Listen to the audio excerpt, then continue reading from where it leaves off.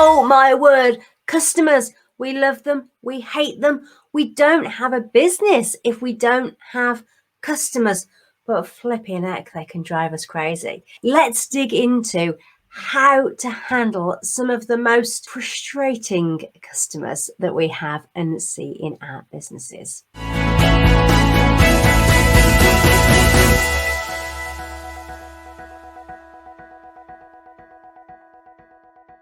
Hi, I'm Nicola Smith, founder of a handcrafted business, and I've come across quite a few customer types in my years, and I hear almost every single day about the frustrations and the that customers can cause to us. But if we don't have customers and we're not keeping them happy and giving them a great experience, we don't have a business. So we have to learn and know how to look after them. So let's have a little bit of a light-hearted look at how we can handle all these awkward, frustrating, and even amazing customer types. Let's dig in and have a look. And don't forget to subscribe. Then you'll get more of these great fun videos. And yeah, they're going to help you with your business as well. Perfect. So, customer type 1, eager Ednas or demanding Doras. On the one hand, if it's an eager Edna, they're really keen, they love what you do, they want to hear from you, they're really excited, which is fabulous. But they can quickly and easily turn into a demanding Dora. And that means they feel like they're hammering on your door, demanding that you get back to them now, demanding that they want their order the next day, and they just want everything now. Now. So it's either because they're really excited or just because maybe they're a last minute order as well. How on earth do you handle them? Well, first of all, we try and handle them before it gets to that stage. So we set their expectations. Make sure that everywhere you possibly can, it's in your face about how long an order takes, about your opening hours, about the fact that you're a small business and it's not a 24/7 service that you offer, in a positive way, of course. But if it gets to the stage where they actually are messaging you, and you know the ones I mean, they message you and they haven't heard back within 5 minutes, they go, have you seen my last message? We've all had them. So how do you handle that? Make sure you set up an out of hours response, a standard response, hopefully that's got a bit of a smile and a bit of personality in it. So you are putting people at ease. You're reassuring them about when they actually will hear back. Because the worst thing for someone who's an eager Edna or a demanding Dora is that actually they want to know, when am I going to hear back? They want to know what the expectation is, when they should be checking back in. So make sure you're giving them all of that information up front. And for those who still don't read it, because we know that happens as well, that actually your out of hours, your automated replies also have that information in. You need to handle eager Ednas and demanding Doras with care. Do not add fuel to the fire. Make sure that you're handling them with courtesy and politeness and professionalism. Don't let the emotions take over. Don't take on their speed and their urgency. Offer the best customer service that you can. Of course, we want to keep customers happy, but you have your boundaries. You've set those expectations. Stand behind them with a smile on your face. And the second type of customer that we all have experienced is impossible Ingrid. Oh my word, you can't please her. Maybe she's indecisive. Maybe she just keeps changing her mind because she can't choose. You're giving her too many options. Maybe she just has impossibly high standards and you just don't feel able to meet them because she's changing her mind at every single moment and turn possible. You've offered this and she wants it done this way. You've said it's this and she wants it done that way. Oh my word. How do you handle it? Again, it comes down to boundaries and expectations. Get really, really clear about what you offer in your business. This is your business. You design it. You're in charge. You're the boss, not the customer. Okay, we all know the customer's always right. We know that that's a saying, but actually, are they? You can listen. you can make recommendations, and you can clearly say, I'm sorry, I can't do it that way, but I could offer you this. And this is why this is a good idea. You are the expert. You are the authority. You are the boss of your business. Get really, really clear. Design the business that you want to offer. And if somebody wants something else and you can offer it, or you go, that's a great idea, add it to your business. You're the boss. You can make those changes. But if it doesn't fit in, you don't have to bend over backwards. So you make sure that you set the boundaries, you set your expectations.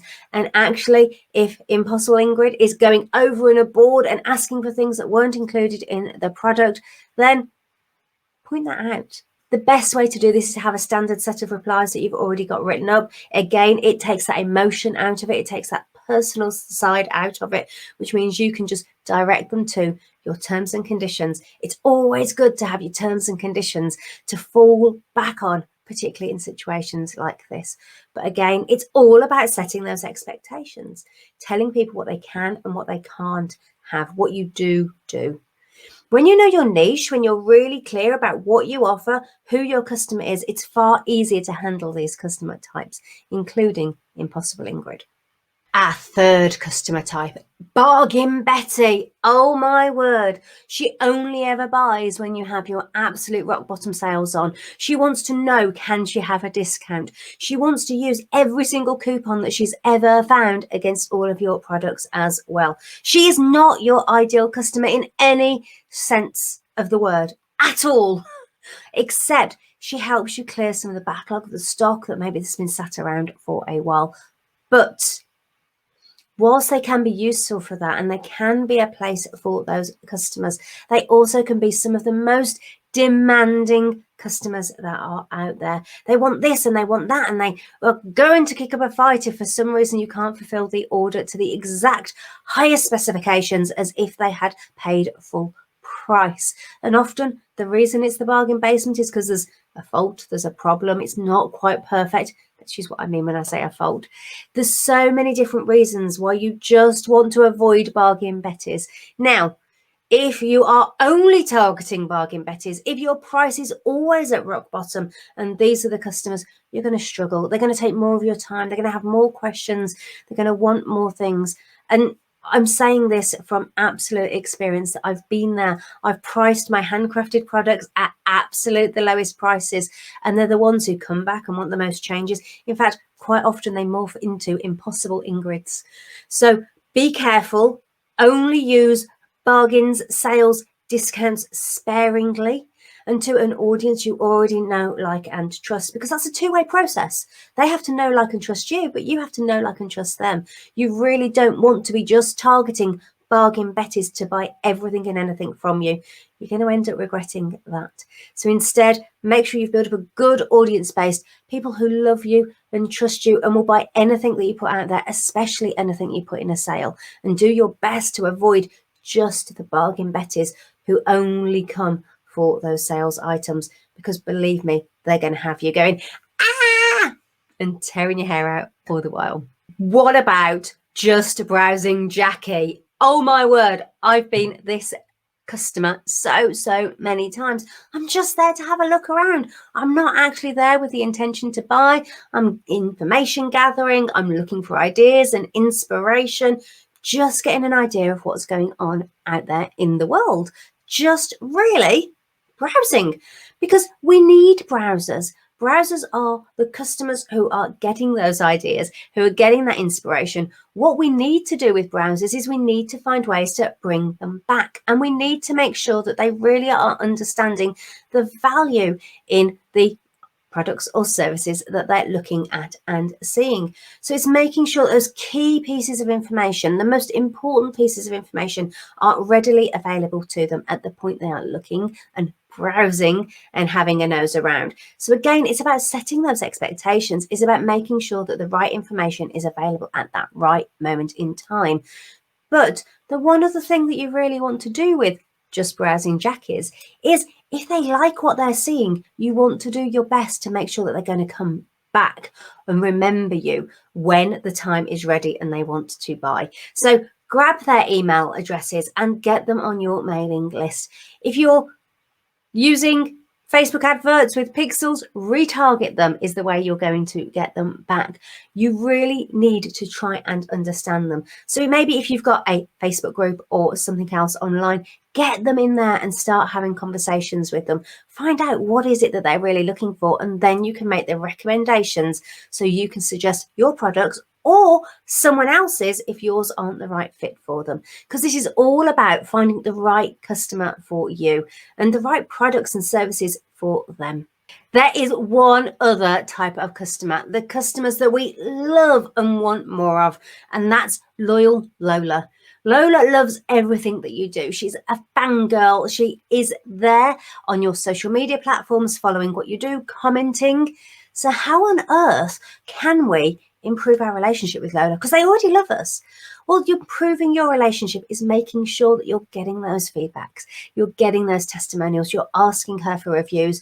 Maybe you're getting photographs, you're getting that customer generated content available that you can use on your platforms. You're really, I hate to use the word exploiting, but you're exploiting that relationship for the best of both of you, because Lola will love the fact that you've noticed her, that you're appreciating her, that you're valuing her as a customer. You've got to have little ways of saying thank yous, little special things and touches that you do to show that you recognize, and actually asking Lola for that feedback and asking for those photos as well that you can use. That will lift her up and make her feel even more special, which is perfect because we want to be looking after our loyal Lolas. The really important thing when it comes to handling customers is knowing that it's okay to not attract the wrong customers. We really don't want demanding Doras or impatient Ingrids. We really want them to be self-selecting and going and buying from somewhere else that is designed to meet their demands and their urgent needs, however eager that they are. What we really want is we want to be converting and talking to and communicating effectively with Just Browsing Jackies so they become loyal Lolas. And that way we can focus our attention in our best customers and give them the best service that they possibly could need. So the clearer you are about your customers, your niche, the more you understand their customer journey, the more that you put yourself in their shoes and make sure that you're communicating all the right info at the right time, well, the less of the impatient Ingrids and the demanding Doras that you are going to see. And that has to be a win-win. But when you do get them, because you still will, make sure you handle them professionally and politely. And you can always direct them back to all that information that explained you answer within 24 hours, that deliveries go out within 3 weeks. And no, it isn't a next day service. And would they like a refund because you obviously aren't the right person for them? Because that's okay. Speak to you soon. If you've enjoyed today's video, hit the subscribe button and the bell as well, and then you'll never miss a future video. I can't wait to talk to you some more again soon.